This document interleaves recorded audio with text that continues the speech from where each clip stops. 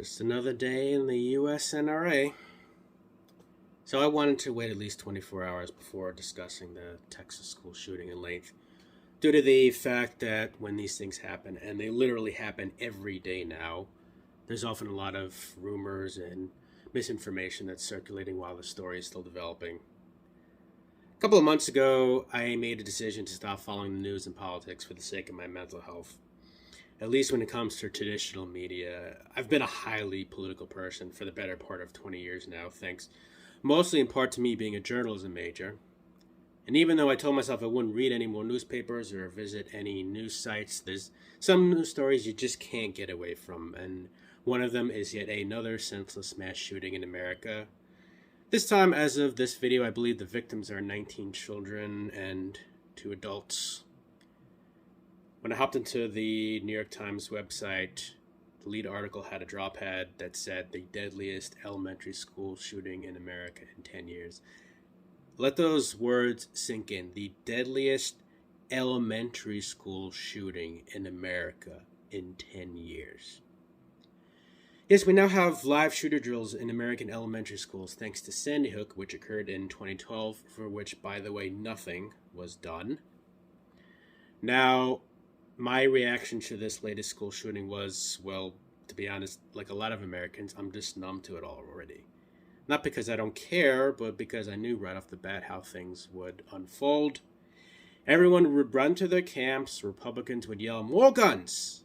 Democrats would yell, "More gun control!" Republicans would offer thoughts and prayers, try to deflect and claim this is a mental health issue, and accuse Democrats of politicizing a tragedy. By the way, this is a political issue, you fucking scumbags.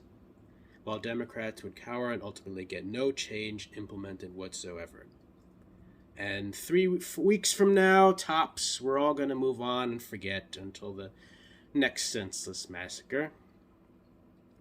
Something to recall: after the Sandy Hook shooting, 90% of Americans across both parties were in favor of universal background checks, and yet the Republican Party denied us.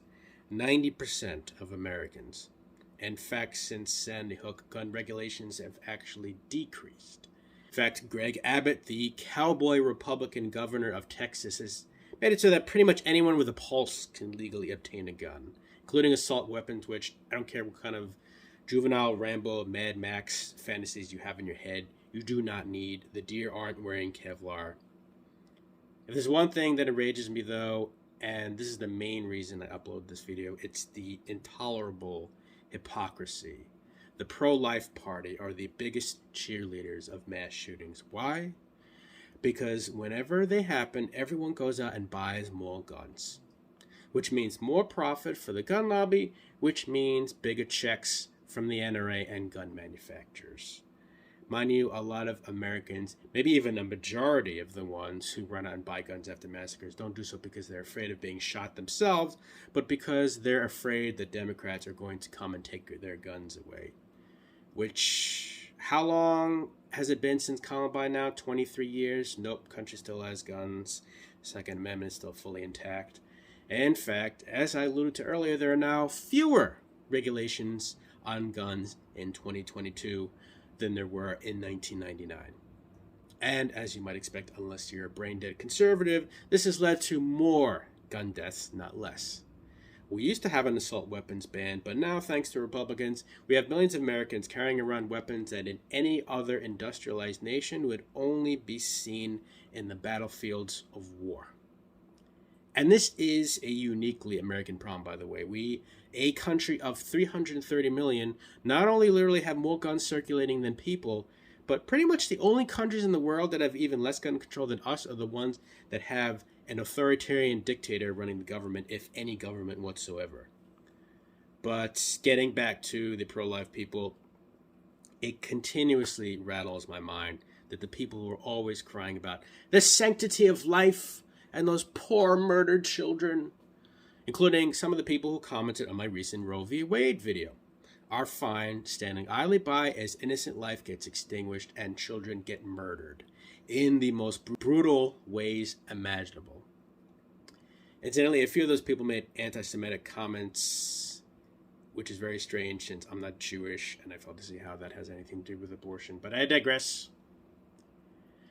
those same people always yell about mental health in the wake of every mass shooting. And hey, look, as a person who suffers from a mental illness, I am 200% in favor of mental health reform. So why don't you show me the mental health reform bills that Republicans have passed? Oh, you don't have any? You're just using mental health as a deflection away from the real problem?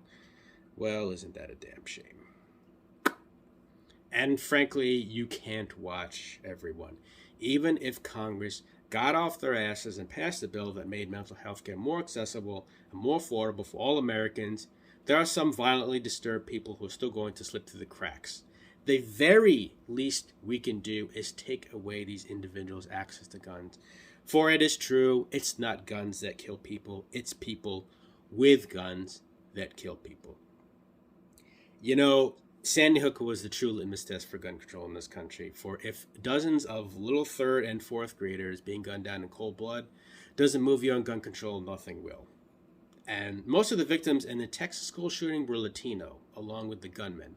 And if you think race doesn't apply here, there have already been conservatives claiming falsely that the shooter was an illegal alien and that this is actually an immigration issue, not a gun issue.